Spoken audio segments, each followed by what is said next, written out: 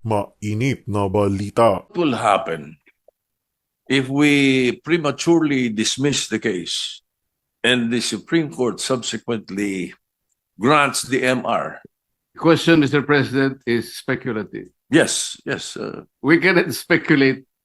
We can only guess, second guess, because on the basis of our experience as a practicing lawyer, Mr. President, ito pong ganitong klaseng desisyon, talaga pong wala na pong kaduda-duda na kahit po mag-file pa tayo ng motion for reconsideration. Sa inaakala po ba ninyo, meron kayong makukuhang 8 na pumirma doon sa unanimous decision na babaligtarin po nila yung kanyang sarili. Kaya, napakahirap pong mag-speculate, Mr. President. Thank you, Mr. President. If the distinguished gentleman from Tarlac favor me with a few questions, I will be gladly accepting his favor. And if the Senate President will allow me, after a few questions, I will make my own manifestation to that effect. The gentleman may proceed. Should Senator Marcoleta so allow it? Yes, Mr. President. Thank you, Your Honor. Thank you very much, Mr. President. Thank you. So, listening to the privileged speech of the distinguished gentleman from Tarlac, the basis of your motion to dismiss is the Supreme Court's decision, which is now pending appeal by virtue of the MR, or the motion for reconsideration filed last Monday by the House of Representatives. Is it not, Your Honor? The question, whether is it... Yes, your Subject basis to for your motion to dismiss is based on the Supreme Court decision that the so-called impeachment is unconstitutional, based on their decision. Yes, Mr. President, Your Honor. That's very, very clear and categorical. Correct. The Supreme Court decision, Mr. President, although immediately executory, is not yet final, thus appealable. Ngayon, naka-appeal na. Marami nagtatanong, kung naka-appeal na, ba't tayo nagmamadali? Na-dismiss ito sa atin.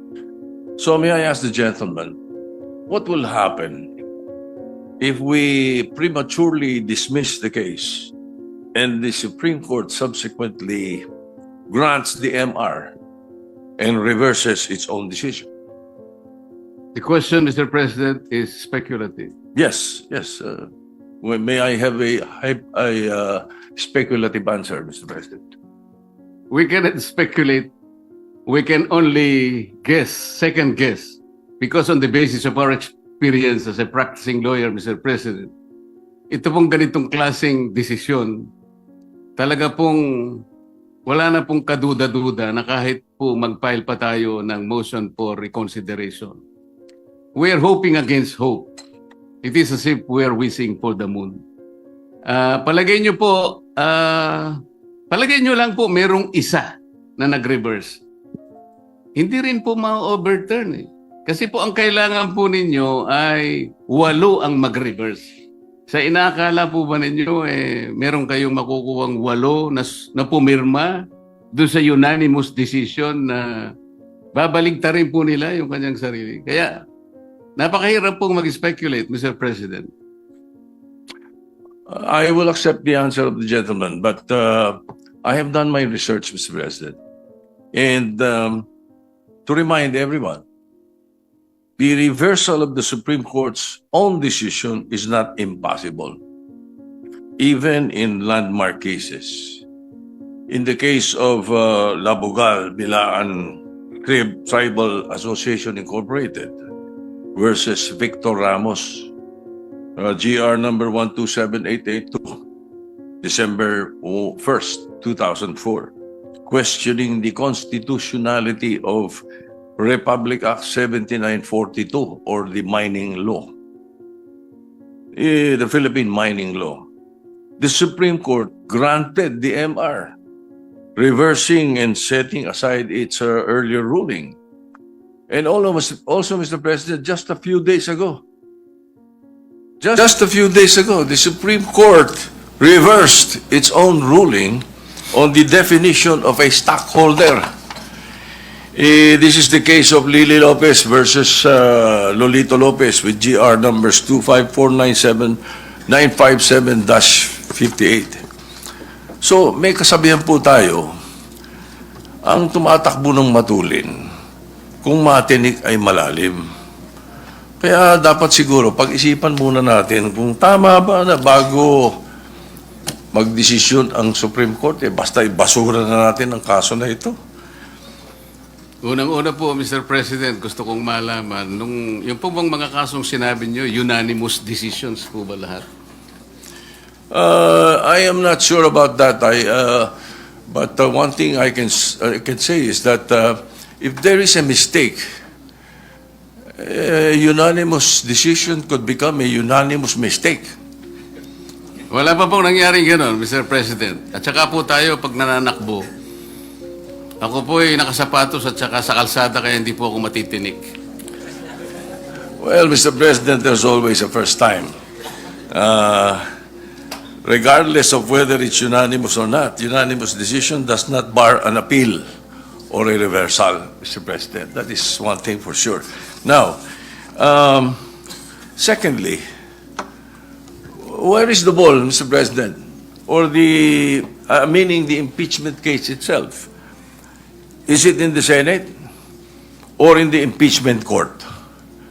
Didn't the impeachment court throw it back, remanded, returned to the House of Representatives? So what are we dismissing in the Senate kung wala sa atin ang kaso?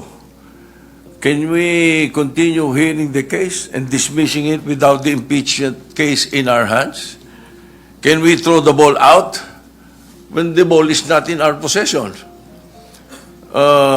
Siguro naman dapat magkaroon tayo ng tinatawag nating sense of proper sequencing of moves. Nasaan po ba yung impeachment case? Mr. President, kanina po sa aking clarificatory statement, ang sabi ko nga po, yung ginawa pong initial proceedings noong 19th Congress Senate, yun po ay nangyari sa panahon po ng 19th Congress at lahat po yun ay naisantabi lahat sapagkat natapos nga po ang termino ng 19th Congress on June 30, 2024. Kaya po natin sinasabi, Mr. President, na dinidismiss na po natin ngayon sapagkat tayo po ang nasa lugar na sinasabihan ng Korte Suprema nung sabihin niyang ito ay immediately executory. Sino pong mag-i-execute nun? Hindi naman po i-execute yun ng House of Representatives. Maliwanag naman po na tayo lamang ang tinakdaan ng kataas-tahasang hukuman na gumawa ng paraan para isantabi na po ang usaping ito sapagkat napagtibay nga nila na ito'y unconstitutional, void ab initio, at wala na po tayong jurisdiction para dito. Thank you, Mr. President. Your Honor, thank you. But as I said earlier, not because it is immediate and executory does not mean it's not appealable. Now, to continue, Mr. President, I hope you don't mind. I will be posing a question. But then I will be doing a manifestation based on this question that I will be posing. So I'm certain that the gentleman from Canal Rock has read the 97 pages ruling of the Supreme Court to come up with this motion.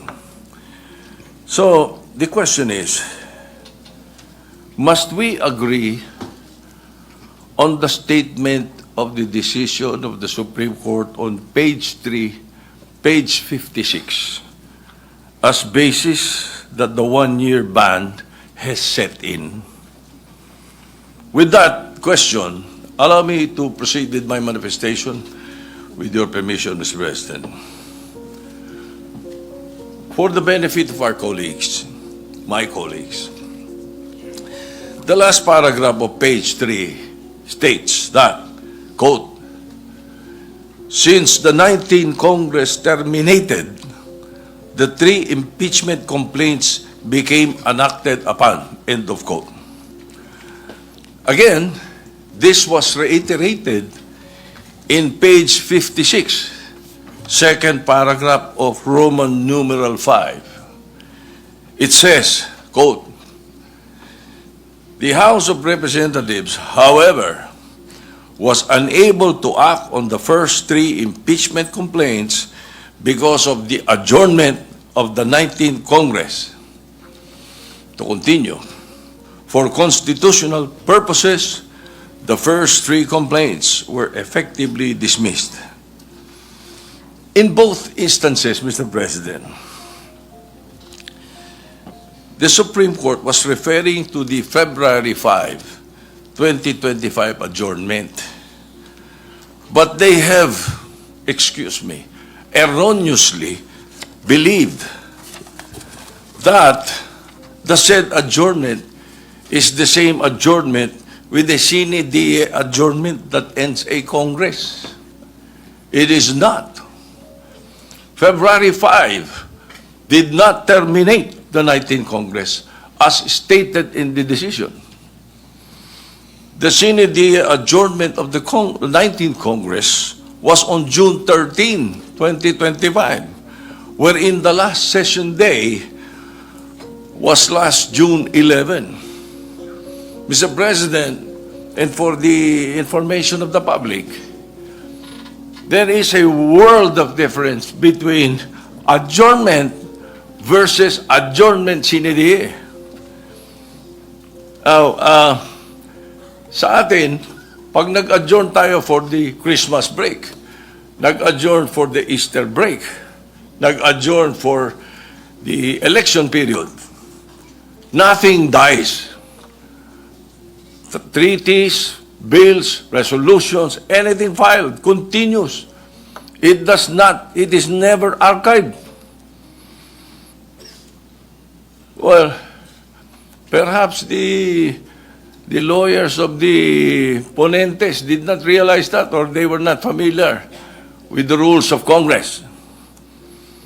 As I said, this is a world of difference. Now, this is a transcendental case. Ang laking constitutional issue.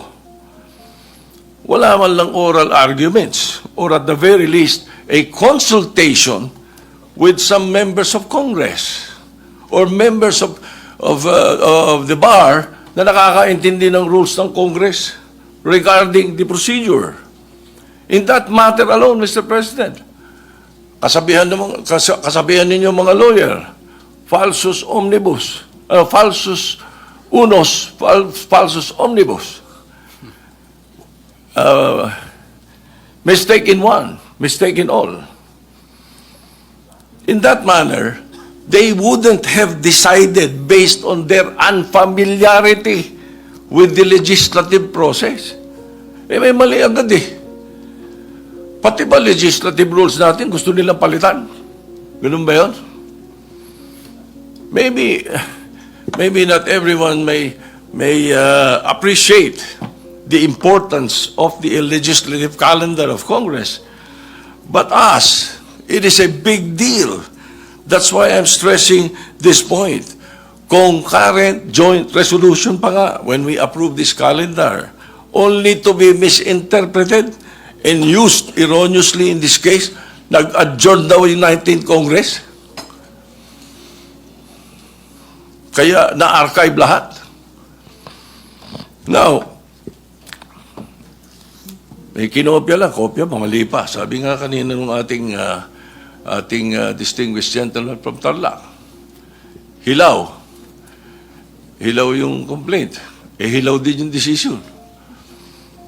In addition to this factual error, Mr. President, it can be seen in the website of the House of Representatives that the 3 impeachment complaints were referred to the Committee on Rules and were consigned to the archives on February 6 not February 5, as claimed in page 78 of the decision. Nag-housekeeping lang ang House, kaya in-archive, hindi to end the Congress.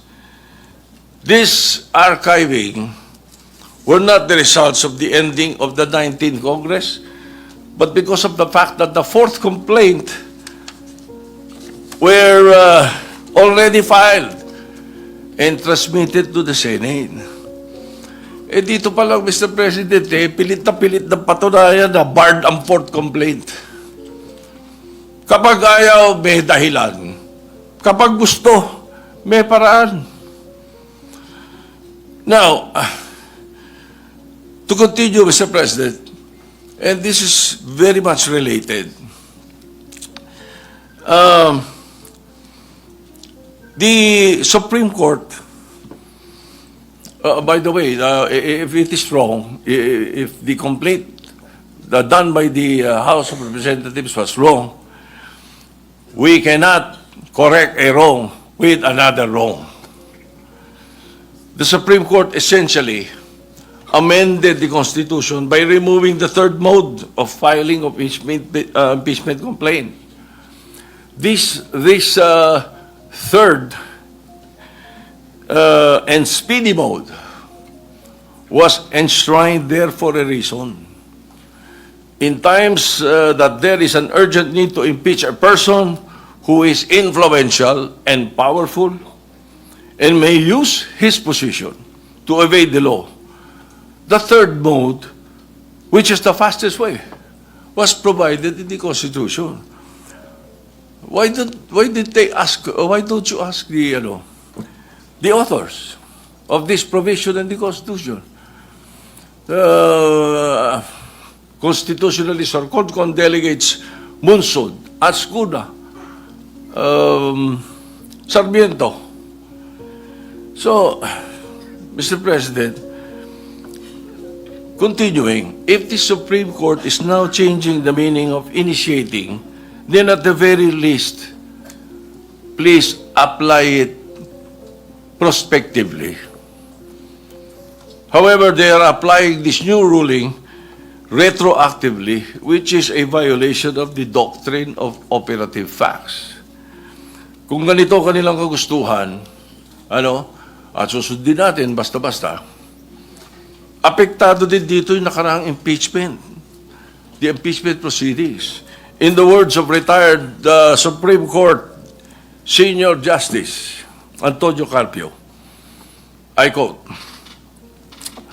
"The said Supreme Court decision practically voided the impeachment proceedings against former President Joseph Estrada and former Chief Justice Renato Corona." Pag gusto talaga, may paraan. Pag ayaw, may dahilan. Pero wag naman sana pati sa mga ganitong bagay that will ultimately affect future impeachment and legislative rules and proceedings. Sa atin yun eh. I've read that the basis for the retroactive application of the new definitions because the Senate now has not acquired jurisdiction yet. Mr. President, ano tawag natin doon sa nag-constitute kayo as an impeachment court? Nag-robe pa kayo. You even sent out summons. Ano yun? June 9, the Senate President took his oath. June 10, nag-convene an impeachment court. Niremand to the House of Representatives. Tapos yung issue of the summons to the defense. Ano po tawag doon? Hindi nag-convene? Baka hindi nabalitaan ng Supreme Court na hindi nag-convene. Kaya naisabi nila yan. So, now, just an observation. I will try to shorten this, Mr. President. Just an observation, Mr. President. Well, not only myself, but several lawyers mentioned this to me, including my godson, former Senate President Aquilino Pimentel III. Naguluhan sila sa pagkakasulat ng desisyon. It is incoherent and some parts are off topic, sabi nila. Para bang pinagtagpi-tagpi. Basahin nyo mabuti. Uli, ang daming gagaling ng mga abogado rito. Basahin nyo. It even quoted the entire Article 11 of the Constitution not only once, but twice. It seems there were two ponentes. Parang dalawa author dito. Well, that is there in my observations. Just an observation. So, Mr. President, the personalities in this present impeachment case is of no moment to me. The Vice President is a friend of mine. The former President, President Duterte, has been my friend since 1988. Everybody knows that. What I'm pointing out is the danger of outright dismissing the impeachment proceedings by virtue of a decision that is not yet final and still pending appeal. Justice Leoded himself said, Mr. President, I quote, "The Supreme Court is not perfect.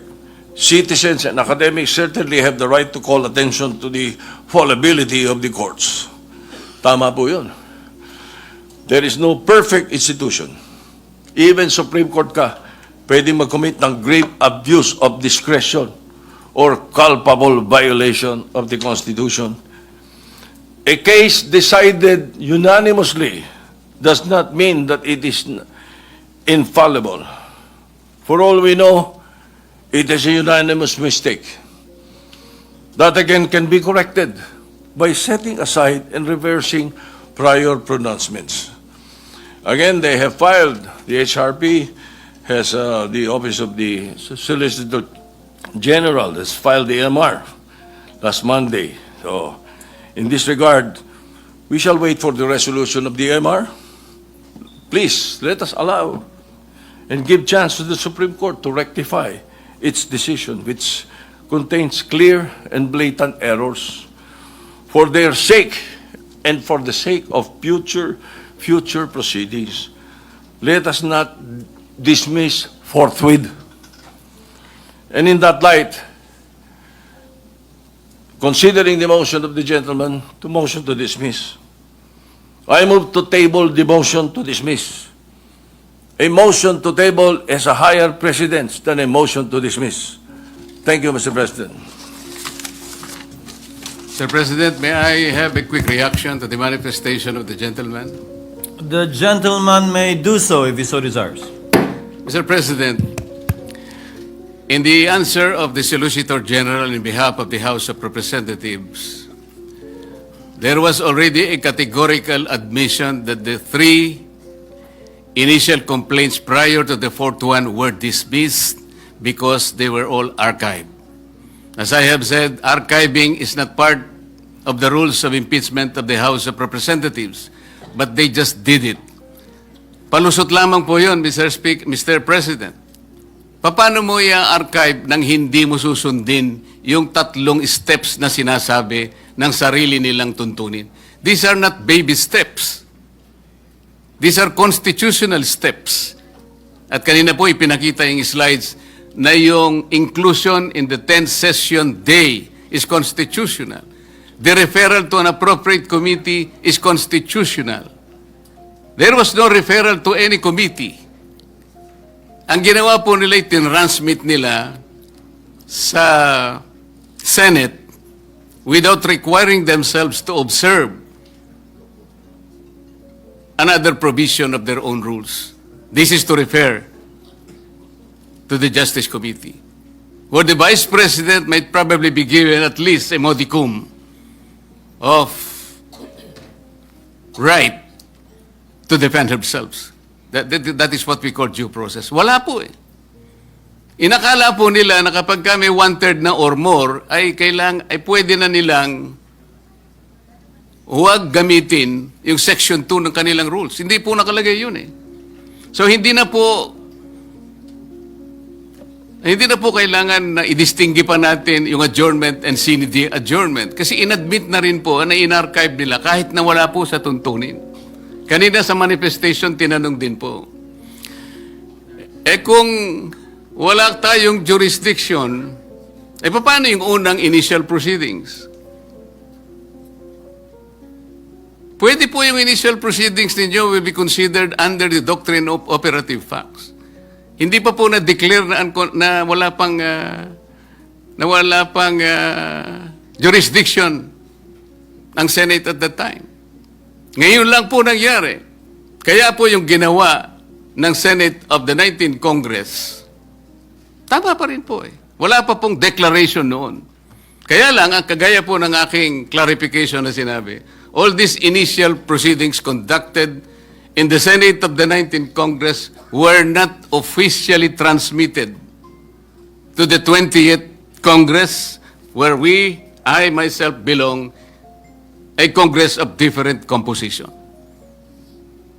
So yun po ngayon, naharap tayo ngayon sa issue na talagang tayo lamang po ang gagawa because there is no other agency of government that will execute that decision of the Supreme Court. Only the Senate. So may I go back to the first question, to the original motion, Mr. President.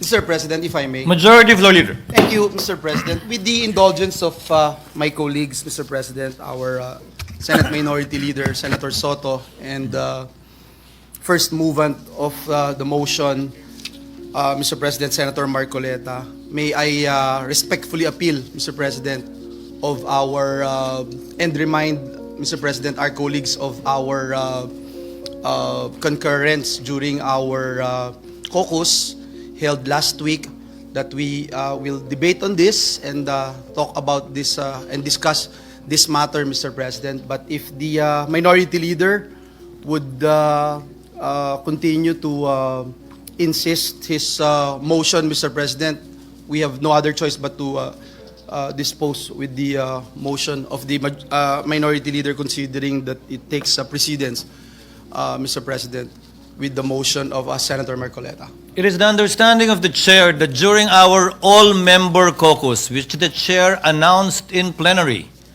that it was agreed unanimously by all the members that we will be discussing, debating, and acting on the Supreme Court decision on a date certain. And this was the date certain that was agreed upon in caucus. Maybe hear from the distinguished Minority Floor Leader if there has been a change in that position given on that date when we had an all-member caucus. Mr. President, as a matter of fact, concur with what you said. But during that time when we discussed it, there was no MR filed. There was no motion for reconsideration filed by the House of Representatives or the Solicitor General. So it becomes a different, it develops into a different scenario now that there is a motion for reconsideration. Because again, my question was not clearly answered when I said, what happens if we move to dismiss as as a Senate or as impeachment court? I think that is one of the questions that is going to be posed by another member of the Senate, and we wish that you could recognize them to continue debate on this matter before we decide. But again, my answer is that there was no motion for reconsideration when we agreed to decide on August 6 on the motion to dismiss. That's why my motion is not against the motion to dismiss, Mr. President. It is merely a motion to table the motion to dismiss, which you may be able to take up on the floor even tonight or tomorrow. A motion to table is alive always in parliamentary rules, and you may take it up anytime. Then we can take up the motion to dismiss after that, Mr. President.